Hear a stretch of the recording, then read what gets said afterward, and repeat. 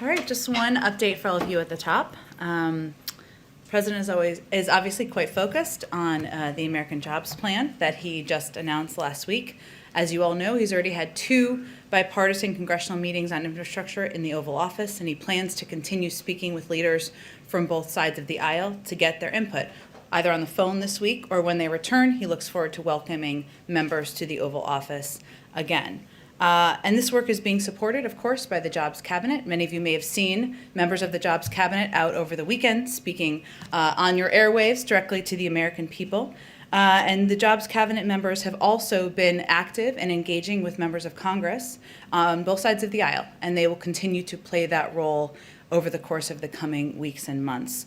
So Jobs Cabinet members to date have made 56 calls to the 28 Democrats and 28 Republicans who are the chairs and ranking members on relevant committees.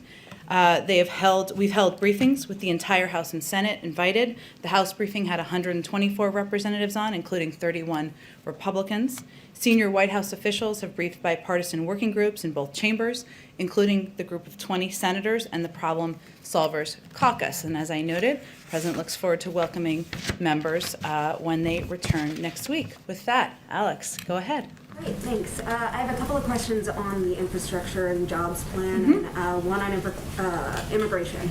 Okay. To start, the jobs plan has been receiving opposition from both the left and the right. On the right this weekend, Senator Roy Blunt said that it would be an easy bipartisan win if the bill were more narrowly focused. So why not reduce the bill down to just infrastructure and take out planks like the care workers and the electric vehicle aspects?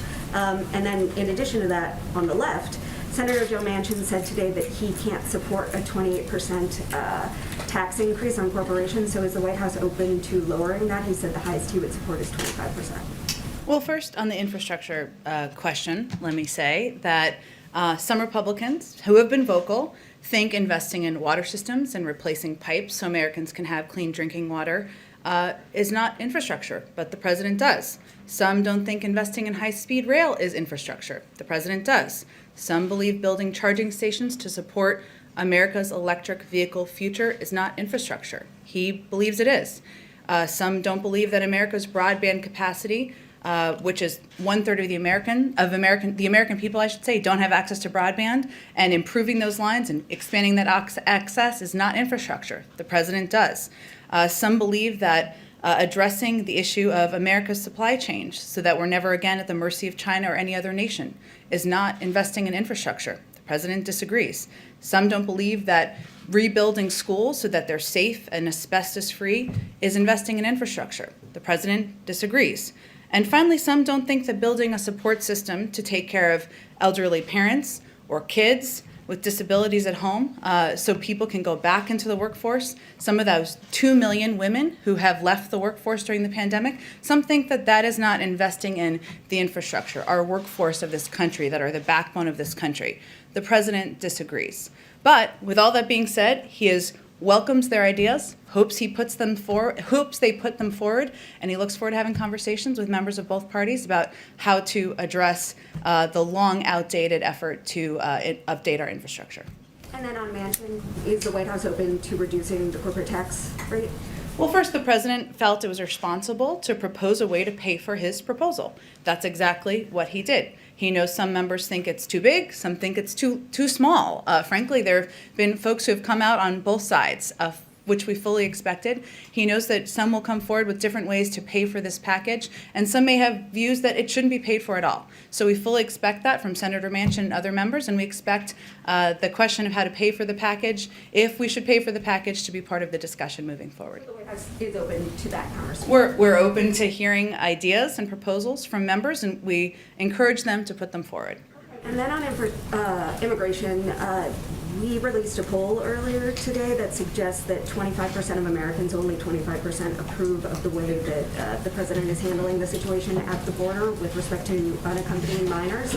So does this poll suggest that the president needs to reevaluate his approach to that issue? Well, if I read the poll correctly, it also had 59% of Americans believing that unaccompanied children should be treated safely and be protected in that way. And 65% supported the reunification of families. There's no question this is a difficult challenge, and the president believes he was elected to address hard problems. And his focus right now is on expediting processing at the border, opening up additional facilities, addressing the root causes, and restarting programs to incentivize kids from applying from within their countries. So that's his focus right now. Is the issue just a messaging issue then? I mean, how do you explain the fact that Americans are not in favor of what the president is doing at the border? I'm not sure that's an accurate depiction of the poll, given that there was about 1/3 of the people who replied didn't have an opinion at all. So 40% said that they did not approve, though.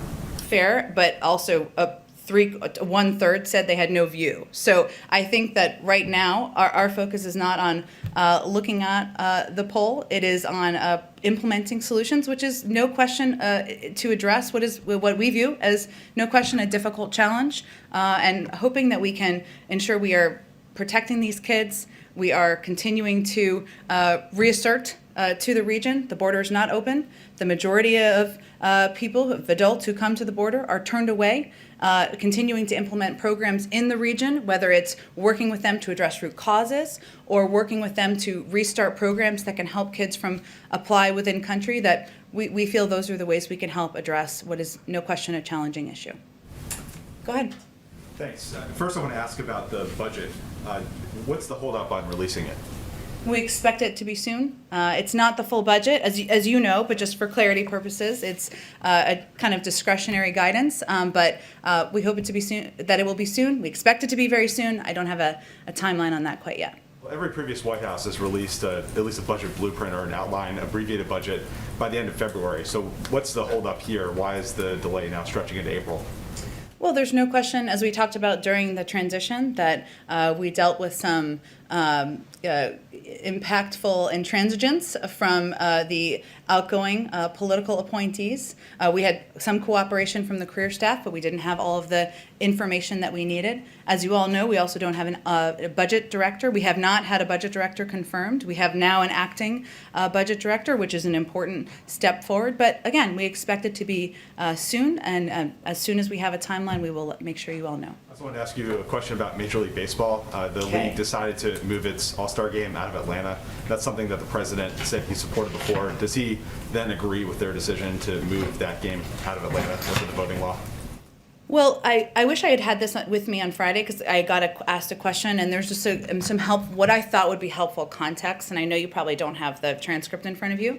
So when the president was asked during an ESPN interview last week, he was asked the question, last week, Major League Baseball Players Association executive director said that he would look forward to discussing moving the All-Star game from Atlanta in the wake of Georgia's governor signing into law a bill passed by the Republican-led state legislature to overhaul how its state elections are run. How do you view this possibility of moving the All-Star game out of Georgia? And he said, quote, "I think today's professional athletes are acting incredibly responsible. I would strongly support them doing that." So he was not dictating for what Major League Baseball should do, that they should, dictating they should move the All-Star game. That was their decision. They made that decision, and as he stated earlier, he certainly supports that. So he does support the decision to move the game then? Well, he supports them being able to make the decision and respond to what their players' asks are, given many of them are impacted, of course, by these laws. Okay, and then just one more on vaccines. So there's a report over the weekend that Governor DeSantis in Florida had been dealing with some sort of improper dealings with the supermarket chain Publix as far as distributing the vaccine. So did those reports give the White House any pause in working with Governor DeSantis in the vaccine program? Well, first let me say that for those who weren't following this in Florida, one of the concerns we've had as we've watched the data is that 17% of Florida's population is African American, but less than 7% of vaccinations have gone to African Americans in the state. That's one of the reasons that we opened 4 FEMA sites in Miami, Tampa, Jacksonville, and Orlando. And these sites disproportionately serve communities of color. So we've been closely watching this data and these statistics, as we would in any state across the country, and we took these specific actions for that purpose. We are not going to hurt the people of Florida just because of the steps or actions of leadership, and we will continue to take actions to ensure that the vaccine is equitably distributed. Go ahead. Just to follow up on the baseball all-star game, I know that you made the point that he did not dictate the league move the all-star game out of Georgia, but he likes to say the words of a president matter. He said he would strongly support if players in the league wanted to do that, and they did it. So does he think that the PGA should move the Masters tournament that begins this week out of Georgia?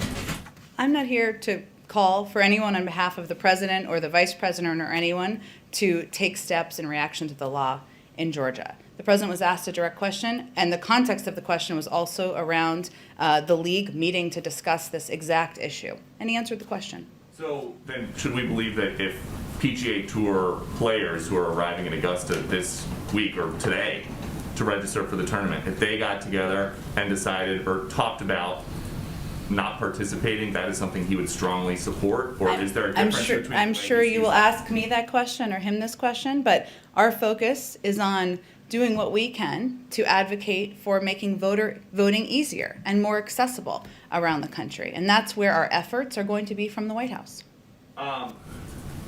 Before the president said that he would strongly support moving the All-Star game out of Georgia, did he consider the economic impact? Because the Cobb County tourism CEO is saying they're going to lose $100 million in lost business activity, 8,000 hotel rooms. Did he think about that before he said he would strongly support the move? Again, he was doing an interview. He was given the context, as I just read out to you in full detail of how the question was asked. He answered the question. Okay, on immigration, 171,000 migrants were caught at the border in March. That's up from 100,000 in February. If the trend continues, do you have a sense of how many migrants the United States can handle this month?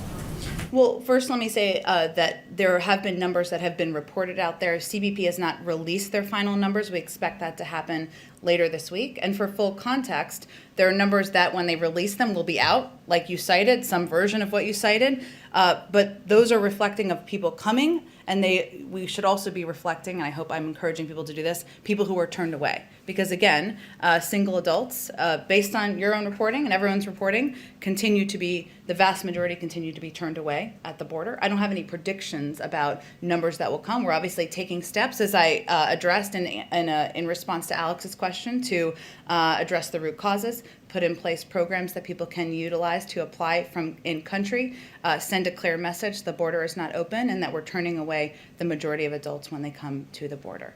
There is a separate report that, speaking about the adults, there are 1,000 gotaways, mostly in Arizona, people who are seen, detected, but they're not chased because authorities are so busy processing the families. The Washington Post is reporting that some of these people are carrying drugs. Has the administration maybe reached out to Mexico to try to stop the flow of drugs or help stop the flow of drugs into American communities? That's always a part of our diplomatic conversations, certainly through the State Department and other entities within the government. I'm happy to check on that specific reporting. I had not seen that report since before I came out here. Okay, thanks. Great.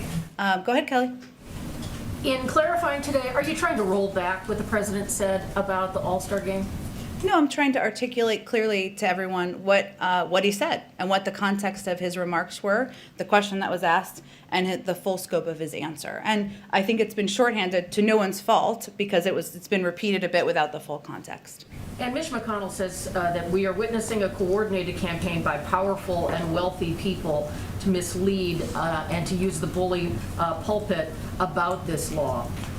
Will the White House say explicitly that it is not trying to influence corporations or organizations to take action on state-level decisions like this? We've conveyed it, and I'm happy to answer your question directly. We've not asked corporations to take specific actions. That's not our focus here. Our focus is on continuing to convey that it's important that voting is easier, not harder, that when there are laws in place that make it harder, we certainly express an opposition to those laws. A couple of foreign policy questions. It's now April 5th.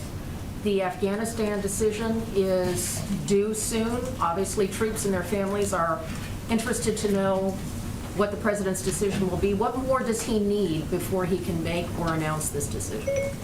Well, as the president has said before, it will be tough to meet the May 1st deadline for a full withdrawal for logistical reasons. He's continuing to consult internally with his national security team and advisors, and of course also with our partners and allies. And, he's been working on these issues, foreign policy issues, national security issues for several decades now, and of course wants to take the time to make the right decision. So our expectation should be that it'll go beyond May 1st with the tough-to-meet portion of your answer. He set the expectation it will be tough for a full withdrawal for logistical reasons by that timeline. And that certainly has also something that we've conveyed clearly to our partners as well. But in terms of what's next, he just wants to take the time to make a decision. What's the president's level of concern about what's happening in Jordan? Long an important country, an ally, and a buffer against some of the hotter events in that part of the world. Is this something where he would have any direct interaction at this point? I would expect it would be through the State Department and wouldn't expect that. We're, of course, closely following the reports out of Jordan. We've been in touch as an administration with Jordanian officials. King Abdullah is a key partner of the United States. He has our full support. Go ahead. So on Ukraine, we talked about this on Friday, but the State Department has now asked Russia to explain these provocations. Does the president have any plans to reach out to President Putin on this? Is it elevated to that level of concern? I don't have any calls with President Putin to predict at this point in time. Last week, it was read out that that our Secretary of State had a conversation with his counterpart. Also, the Secretary of Defense had a conversation with his counterpart. We remain concerned by the recent escalations of Russian aggression and provocative actions in eastern Ukraine. That's something we're watching closely. Of course, we're aware of the Ukrainian military reports concerning Russian troop movements on Ukraine's border. But at this point, we've been in touch at the Secretary of State and Secretary of Defense level, which is pretty high, as we all know. But I don't have any calls from the president to predict for you. And just one more. And he, of course, spoke with the president of Ukraine on Friday as well. So That's right. Yeah. about this specific issue. Yeah. So on the tax front, I understand that you're not willing to sort of close in on a specific number that you might agree with Joe Manchin. But have you done a detailed analysis of what the delta would be, say if you agreed to 25%? How much less income revenue would that distribute? Are you doing that kind of in a detailed analysis in preparation for these negotiations? Well, first I think it's important to remind people that the corporate tax rate we're proposing is lower than it was in 2017. In fact, it's lower than it was from World War II until 2017. So we are still proposing a rate that is lower than it has been for the vast majority of time since anyone in this room was alive, I think, or around that amount of time. So that's our proposal. Of course, what the president proposed, raising it to 28%, and combined with the other tax proposals, would pay for the totality of the package. That's why he felt it was a responsible proposal to make. Sorry, this person was throwing me off outside for a second, but everything's fine. That he felt it was responsible to make.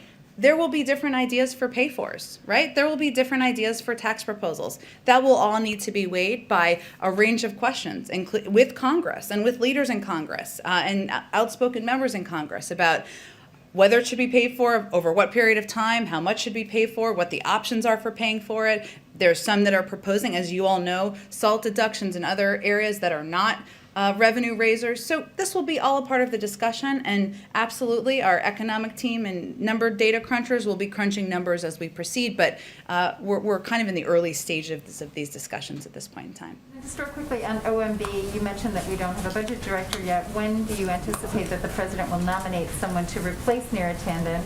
And then I have one more quick international one. Sure, and I should have conveyed, which I did, but I will reiterate, we of course have an acting OMB director, Shilon Young, who is beloved by Capitol Hill, as you all know. And so she is, of course, playing a very important role, but we didn't have one for some period of time because she was only recently confirmed as the deputy and now the acting. I don't have a personal update for you in terms of the timeline for formally nominating a replacement on OMB. A lot of people have said that they think Shalanda Young should just get the job. I mean, that she should be nominated for the #1 job. Can you say anything more on that? I would just say the president thinks so highly of her that he has nominated her to serve as the deputy director of OMB, which is also an enormous job. But I've been here long enough not to make predictions of where he will land on a personnel announcement. On the international front, so the Yeah. IMF and the World Bank are Yeah. meeting this week. This is a Mhm. big deal internationally. One of the issues that has come up is a sort of a need to expand the debt relief initiatives to beyond countries that are just the poorest countries. That there are significant numbers of countries that are, middle-income countries. Is this something that the president is willing to take on, and is this a message that he wants his officials to send during these important meetings? Well, there's no question that the COVID-19 pandemic has deepened global economic inequality. And as has already been announced by the Treasury Department, we are working, the U.S., the United States, is working with IMF management and other members toward a $650 billion general allocation to IMF member countries. It's part of a package of broader international efforts to support the global recovery. Also includes robust support for the IMF, multilateral development banks, debt relief in some cases, all alongside countries taking necessary reform steps. So we're working closely with the IMF and other member countries, given we are all working through the impact of a global pandemic. You don't want to say anything about expanding the universe of countries that are going to get help? Because right now it's limited to just the poor countries. Yeah, Poorest countries. I would point you to the Treasury Department for more specifics beyond that. Go ahead, Ann. So one thing quickly, and then I have something else. Is there any update on when you or the president will release his latest medical records, or any update on his plans to visit his medical provider? I don't have an update. I'm happy to check with our team and see if there's one we can provide you all soon, in short order. Anything more precise than soon? I'll have to check with the team and before I give you a specific timeline of when we'll have that available. And then back on the MLB question, given that, as you say, the president supports the ability to make this decision, does he also support other organizations or businesses making similar moves, which I guess would broadly be called boycotting other events in other states should they pass similar laws? I'm thinking here of Arizona and others that may be considering similar voting restriction laws. That's not something we're calling for from the White House. Our focus is on working with Congress to put in place voting rights legislation, working with leaders who, like Stacey Abrams and others, who are advocating for more expanded laws and more expanded information out to people to make it easier to vote. So that's really where our efforts are focused. Although, I mean, some of this may be moving at a faster pace in these states, then you're going to be able to get an omnibus national voting rights law passed. So there will be there'll be inflection moments here between now and then where other organizations would be looking at making the same kinds of decisions that MLB made. Does the president think they should be able to make those decisions to pull out? Well, I mean, broadly speaking, of course, the president and we all believe private sector entities are going to make decisions, and that's their role to do so. What I'm conveying, what I can speak to, is what our focus is on and what our role is here from the White House and what his energies will be directed toward, which is voting rights legislation, continuing to voice and advocate for the need to make it easier and not harder to vote. That's where he will be spending his time and effort, and as will we in the White House. And then lastly, on Iran, with the indirect talks beginning tomorrow, I mean, here it is the first week of April. This is a foreign policy priority of the president's throughout the campaign, really one of the very few specific things he said he wanted to do. Is he disappointed that it has taken this long to get to what isn't even a face-to-face negotiation? And does he think that there is still time to pull a deal together before Iranian elections in June? Well, he knows from living through it, as do you from covering it for many years, that diplomacy can take time, and sometimes it is not at the pace that everyone would prefer. And we certainly have experience, as does he, from having been in the Obama-Biden administration, of the time it took to work through a diplomatic process. I don't have a prediction to make in terms of how long it will take. You're right that, of course, what is happening in the coming days is really focused on indirect talks that are happening through the Europeans. That is still, in our view, a step forward toward diplomacy, and that remains our first objective. And does Position remain that the U.S. will not drop any sanctions until Iran returns to full compliance? Well, his position hasn't changed on how he's approaching, or we should approach, the negotiations, and we certainly expect that the primary issues that will be discussed over the course of the coming days are the nuclear steps that Iran would need to take in order to return to compliance with the terms of the JCPOA, and the sanctions relief steps that the United States would need to take in order to return to compliance as well. But we're just at the beginning of the talks, and we don't anticipate presently that there will be direct talks between the United States and Iran through this process, though we remain certainly open to that prospect. Go ahead. Thanks, I'll come Jen. back to you, Caitlin. I'm sorry. Go ahead. You mentioned last week on infrastructure that you'd like to see progress on the bill by Memorial Day. I'm wondering if you can just define progress. What do you want to see happen by Memorial Day? I don't think I'm going to define progress more than, we hope members will be proposing ideas. We hope that there will be constructive discussions. We hope that there'll be committees meeting, but we'll leave it to Hill leadership to define what progress looks like. And just back on Senator Blunt's proposal about a smaller package, is it out of the question for the White House to split up the infrastructure package, or is that something the president would be willing to do? Well, we certainly expected, and it has played out, that some will believe that the package we proposed is too small.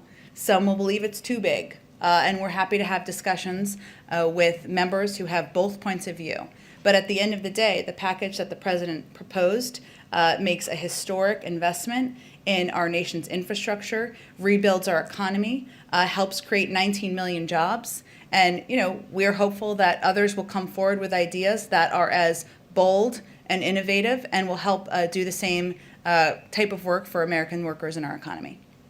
And then also just one more on the American Families Plan. I think you said that you expected that Biden to talk about that sometime at the end of April. I just wondering if you can give a specific timeline on that. And would the strategy there be to try to pass that at the same time as infrastructure, or would you wait until after an infrastructure package gets across the finish line? I'm not going to be able to outline the legislative strategy for a package we haven't proposed yet, but I said at the time in the coming weeks, but I don't have anything more specific than that at this point in time. Go ahead, Caitlin. Just to follow on Jordan, the budget, are we not going to get it until there's a budget director in place? No, I didn't mean to convey that message. He was asking what the delay was caused by. And largely it was caused by intransigence in part during the transition, but also we didn't have a confirmed budget director for a period of time, so that is a factor too. So that was answering that part of his question. So we'll get the budget before there's actually a budget director. Well, there'll be in a couple place. different components, and these terms are so Washington, but here we are. So there's the discretionary guidance, which would be the first piece of this, which would be short, not a very long document, a skinny budget, and a longer budget. So there's usually a couple different components that would come out. Okay, and back on infrastructure, the White House is saying that they are open to alternative proposals from other lawmakers, Democrats and Republicans, but Roy Blunt has put one forward. It's $600 billion. It's more traditional definition of infrastructure. So is the White House open to anything that he has laid out in this proposal, or that he says he's pitched directly to the White House? Well, I think what I was conveying is that it's time for people to be bolder and more forward-looking about what infrastructure looks like.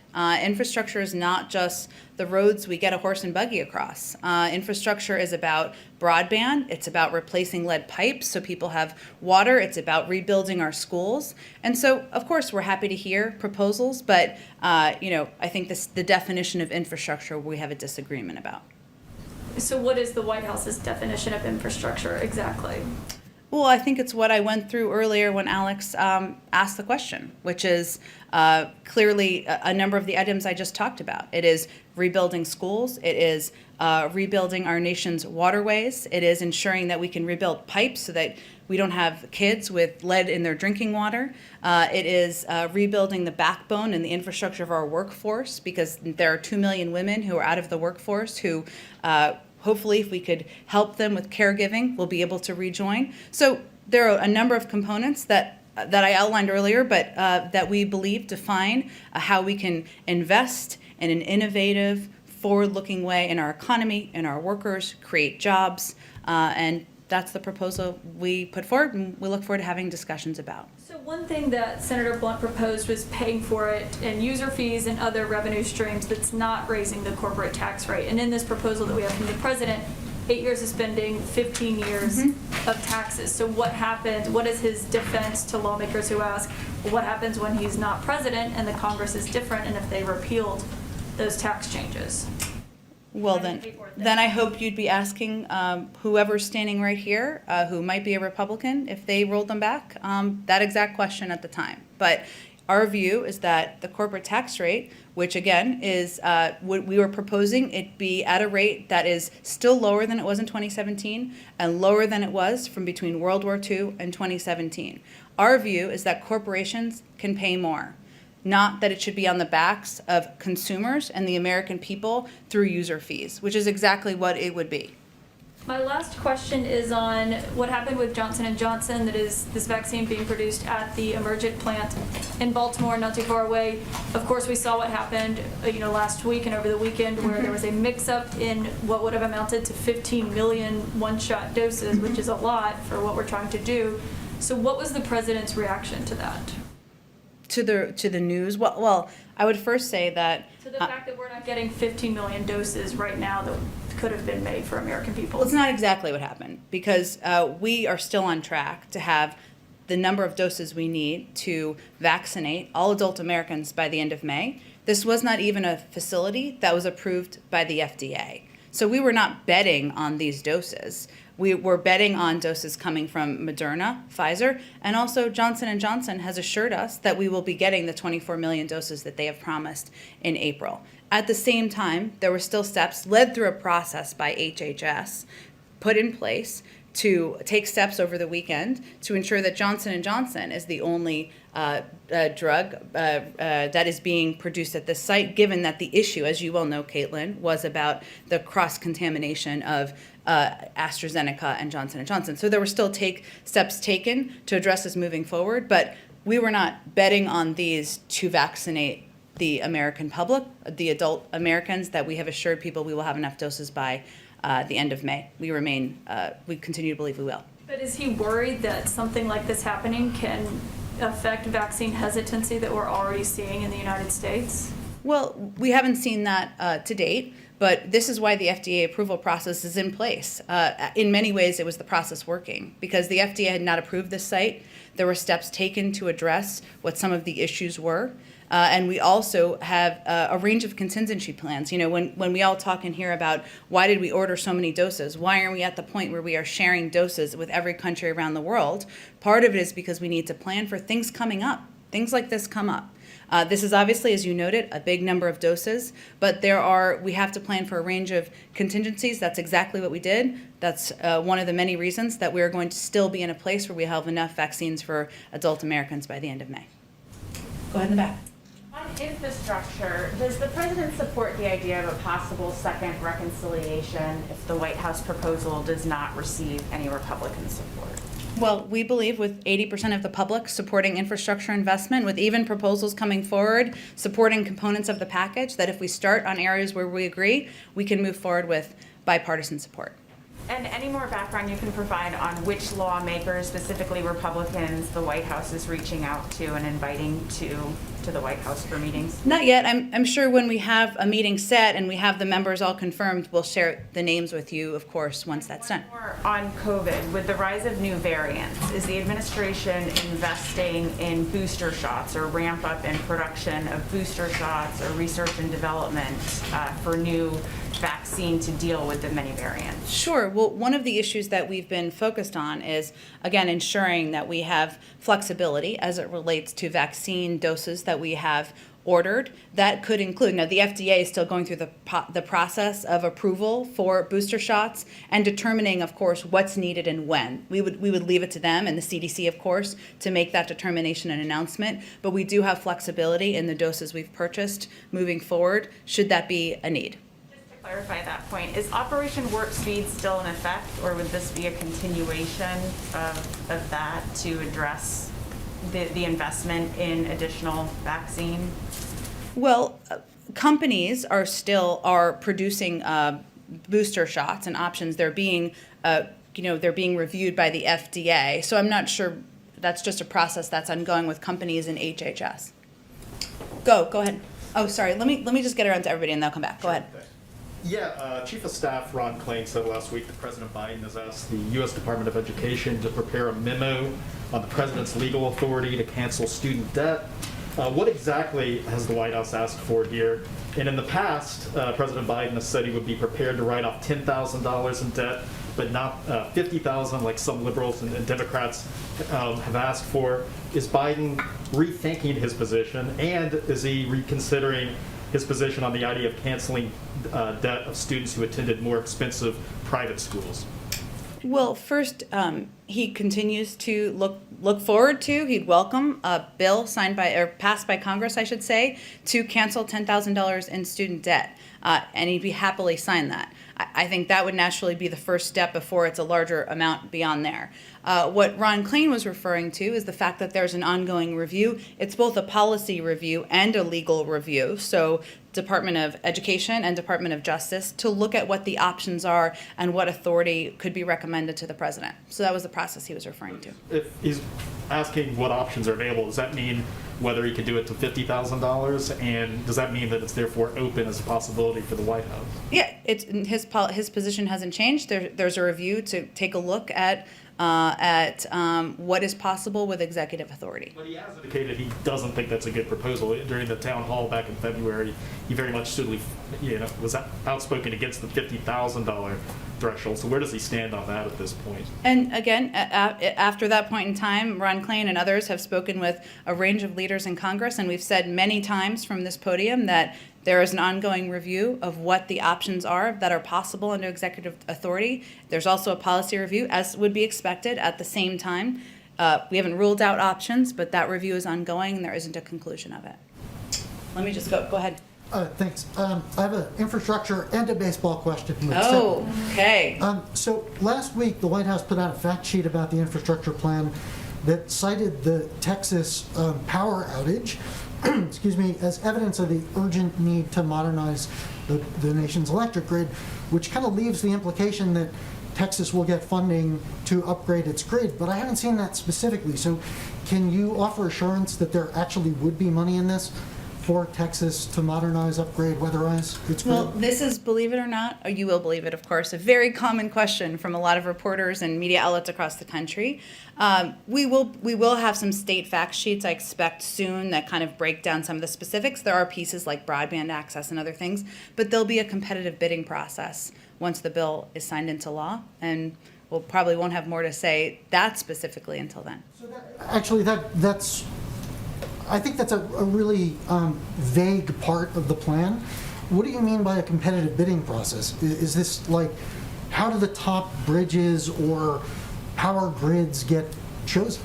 I mean, is it a formula? Do you envision a formula based on state population, or is a federal department deciding which is a more critical project than another? We're not quite there yet. We just proposed this a couple of days ago. A competitive bidding process, which I think most Americans would support, would mean that states, entities have to apply for funding for rebuilding the infrastructure in their states and through local communities or whatever it may be. What the tenets and the specific logistics of that competitive bidding process would be, I'm sure there'll be discussions. Members will have different views. They'll all be advocating for different projects. We certainly expect that, but we're in the early stages of the process. And so these congressional meetings, these are not about putting specific projects on a list? No. Okay. My baseball question is, today's home opener for the Texas Rangers is the first major league sports event since the pandemic started that allows a full house. The president called that a mistake last week. Has he spoken to other team owners to try to deter them and get them to hold off from having full house events? I don't have any calls from the president to baseball team owners to read out. I would say that the president continues to reiterate the need to follow public health guidelines. There are restrictions, as you all know, recommended, including on masking, social distancing, which of course applies to having a full stadium, and the importance of being vigilant even while we're at war with this virus. We have seen spikes in certain parts of the country, certain regions in the country. That's something we're closely watching, and just a reminder of how important it is to be vigilant. Are any, very last question, are any federal assets going to be used to track whether this event actually does lead to a spike? I would send that question to the CDC. Go ahead. Thank you very much, Jen. I have a question about immigration. President Biden has spoken publicly about how during the Obama administration, he worked with Central American countries and has talked about how he was helped negotiate getting $700 million in aid to help those countries prevent the flow of migrants coming north. What lessons did the president learn from that experience that he's applying to dealing with the crisis now? Well, I think one of the reasons the president asked, and tell me if this is answering your question, but one of the reasons the president asked his vice president to play a similar role that he played is because he recognizes that unless we address the root causes in these countries, unless we disincentivize young people, families leaving these countries, we improve the economic conditions, we create spaces for them to be in these countries that avoids the corruption that is in place in many of the governments, we will continue to go through cycle after cycle. Some of these programs, and obviously the funding was not advanced during the last administration, and some of the programs were reversed. So, you know, his experience impacts him and affects him because he knows we need to address the current challenges we're having at the border. Those are immediate. But in order to address it longer term, we need to address the root causes in the countries. Is his expectation snapping back the funding that was cut during the Trump administration? Or are there additional things that he's expecting to see implemented? In the region? Well, he's proposed $4 billion in funding in his immigration proposal, so he certainly believes that we need more. It's not just reinstituting programs. We also need more, and we need to build from there. And he expects to, of course, be briefed by our envoy, who's going to be back and forth in the region, others who will be involved, and, of course, the vice president who will be very closely involved in these conversations as well. When can we expect, on climate, when can we expect to see the U.S. commitments under the Paris Agreement that the U.S. announced it would re-enter on February 4th? When can the public see what those U.S. commitments are going to look like? Well, I expect when we have our climate summit in a couple of weeks, there'll be an update, and we'll discuss more on a big national stage or the bully pulpit, where we are going from here, where we are, where we're going from here. And of course, Gina McCarthy and other members of our climate team, former Secretary John Kerry, are hard at work on putting together plans and working to implement. Go ahead in the back. Yeah. Thank you, Jen. Two questions. First, in response to Kelly's question earlier, you reiterated the U.S.'s strong support for Jordan and for King Abdullah as a strong ally. Now, the reports about the arrest of the deposed Crown Prince and 20 others are now 24 hours old. Has the president made any calls to the king in Amman reiterating that support? I don't have any calls to read out. What I tried to convey to Kelly was that those calls or those engagements would likely happen out of the State Department at this point in time. All right. The other thing on the infrastructure package, there is a private memo that's being circulated in the business community and to some Republican senators that said that the $2.25 trillion price tag is $1 trillion off, and that there's many things in there that were omitted in the initial discussion of the bill, notably the $300 billion energy tax credit, the $100 billion for the Green Bank, and that these things would add $1 trillion to it. This is being circulated on the Hill. Do you have any response to the charge that the president lowballed the price tag on the infrastructure bill? Sounds mysterious, the memo, the secret memo. Are you saying, just so I understand your question, are you saying there are things the president didn't put in his proposal people think he's going to add to his proposal? No, there's things there that somebody went through it or is claiming to have gone through it and added it up and came up with $1 trillion more than the president listed as the price tag. So it is actually $3.25 trillion as opposed to... We laid out very specifically each component of the package and how much we're proposing. So I would encourage you all to get your calculators out and charge that up and see how it compares to the secret memo. Oh wait, go ahead in the back and then we can come back around to the front. Go ahead. Thank you, Jen. The CDC updated the COVID-related travel guidance last Friday. Yep. Is the administration considering losing some international travel restrictions? I don't have anything to predict on that front. Obviously, that would be done by our health and medical experts, and we would refer to them for any timeline on the guidelines.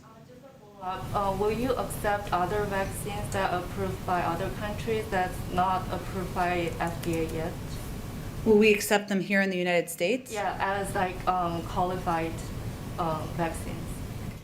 I may not be totally understanding your question. We have ordered supply from the 3 vaccines that have been approved by the FDA. That's what we're focused on distributing to the American public. So I would anticipate we continue to focus on the vaccines that are FDA approved. Go ahead, you've been very patient. Thanks. I just have a question that's a follow-up to Caitlin's question Okay. on Emergent. Sure. And that's about what does it mean now that J&J is sort of taking over that facility wholesale? What does that mean for the AstraZeneca vaccine? And will it affect their ability to manufacture here in the United States, or that production domestically now shrink? Well, first, we're working with AstraZeneca to immediately identify other facilities to continue their domestic manufacture of AstraZeneca drug substance, and several options are under consideration. As you know, it hasn't been approved, AstraZeneca, through the FDA yet. Johnson & Johnson has, hence the importance of Johnson & Johnson production continuing to be expedited. Thanks. Sure. Go ahead. So a small question, just trying to make certain I understand where you are with taxation on Okay. the individual level. On Yeah. Friday, in the president's remarks in the state dining room, he said it won't raise a penny tax on a family making less than $400,000 a year. Last week, there were some questions about this. You also included individuals. So is it families, joint filers, individuals? Is that threshold determined? He will not raise taxes on any individual or family making more than $400,000 a year. We expect there'll be more specifics on what he's proposing, some of the things that he's talked about on the campaign trail as it relates to individuals as we get closer to the rollout of the Families Plan. Go ahead. Is that me? That's you. Go Got ahead. it. Thank you. And then- A quick one. So, in California, as the school districts decide how to reopen, the United Teachers of Los Angeles Union, their members are asking for free childcare for their own kids, for the teachers' kids to go back. Does the White House think that that is something that they should get? I would point you to the state of California and the local school districts to have those discussions. And then just one more quick one on Georgia to put a bow on it. Is the president going to change the way that he talks about the new Georgia voting law? Because in that interview that you referenced, he said the law would end voting at 5 o'clock when working people are just getting off, and he said it would end voting hours early so working people can't cast their vote after their shift is over. But the Washington Post gave that claim 4 Pinocchios because that part of the law gives counties the option to extend voting hours. And so I'm just curious if the president is going to change the way that he's talking. Well, fundamentally, the president doesn't believe it should be made harder to vote. He believes it should be easier. And this bill makes it harder to request and return an absentee ballot. It collapses the length of Georgia's runoff election, making it harder for large jurisdictions to offer early voting. It imposes rigid new restrictions on local officials' ability to set polling hours to suit the needs of voters in their county. Those are all pieces of the bill. So his view is that we need to make it easier and not harder to vote, and that will continue to be what he advocates for. But the thing he said has been determined by election law experts to be not true. So I'm just curious if he's going to stop saying that.